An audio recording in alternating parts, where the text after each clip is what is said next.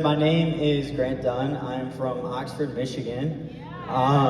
So my story begins with 20 years ago. Your boy Grant Dunn was born, and I went right into foster care. And I was in foster care for a while, and there was a lot of abuse, a lot of rape, a lot of just bad things, honestly.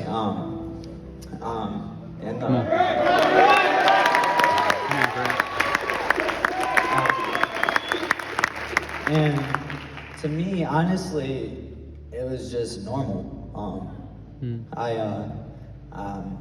That was just normal with my foster parents. That was just like how life was. So I didn't know anything else. And every night they would say "I love you" to me as they would do stuff to me, and then God happened. Honestly, a few years later, I was adopted into a loving family.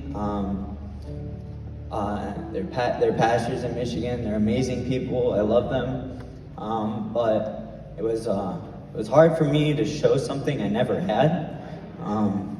So every time they'd say they love me, I was like, I hate love. Like, what is that? And I would constantly just push away from them and constantly never want to be close to them. Fast forward a few years, was battling with anxiety, depression, just because I just felt alone in the world, and never dealt with anything that happened. I turned 16, then COVID hit. When COVID hit, school got shut down, sports got canceled, and that was my way of venting with sports. So then I did what only crazy people do, and I joined the army. Yeah, not the best of options when you're battling anxiety and depression, but I did, and it helped actually. It helped a lot while I was in. And then after a few years after, I got injured, so I came back home, and adapting back really was tough.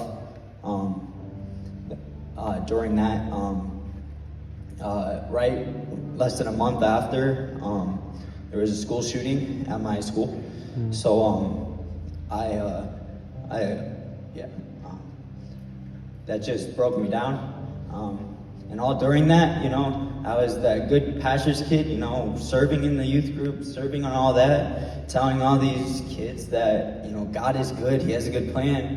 When inside, I never believed that. I saw that He had good plans and He was working through other people's life, but obviously it seemed to me that He wasn't working in my life, So it got to the point where I had a relationship with God. I knew He was God. Looking out, I just, seeing creation, like there has to be a creator.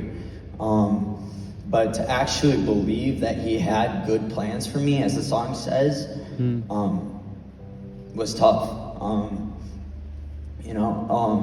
So I started doing research on what to do next in life. Not many. I had the military was what I had. That's what I felt God wanted me to go. And it just got, finished in a month and a half. Then my dad was like, "Hey, being a pastor is cool. Have you ever thought about that?" I was like, "I love youth. I love working with our youth." So I went online seminar to be a youth pastor. And then I was working with some of our youth students, and then I realized that I'm still the same anxious person I was 15 years before, and I'm still battling depression, the same thing. So then I I talked with my dad, and he was like, you know, there's a dream center in Michigan, and my dad's friend is one of the directors there, so he just filled out showed me online. I filled out an application, and here I am.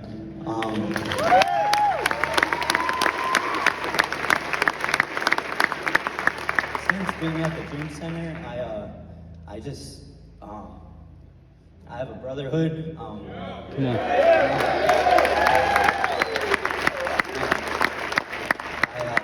I experienced what real love is, you know.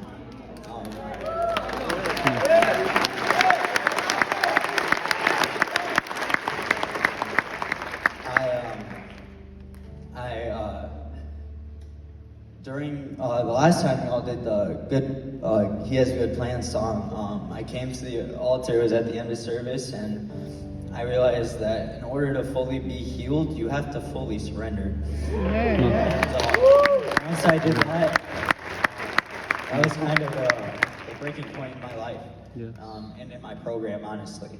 I'd like to just thank my brothers, my bunkies, my RAs, my sisters. I'd like to thank you, Pastor Stella, Pastor Caroline, Pastor Matthew, wherever you are, Pastor Kelly, Pastor Brad. Thank you guys so much for everything you guys do behind the scenes so that we can do work and get better ourselves. I'd like to thank all of you worship team. You guys are the ones that really help. I'd like to just lastly, sorry. Thank the kitchen staff. Thank you guys. It takes so much courage week after week to share your story.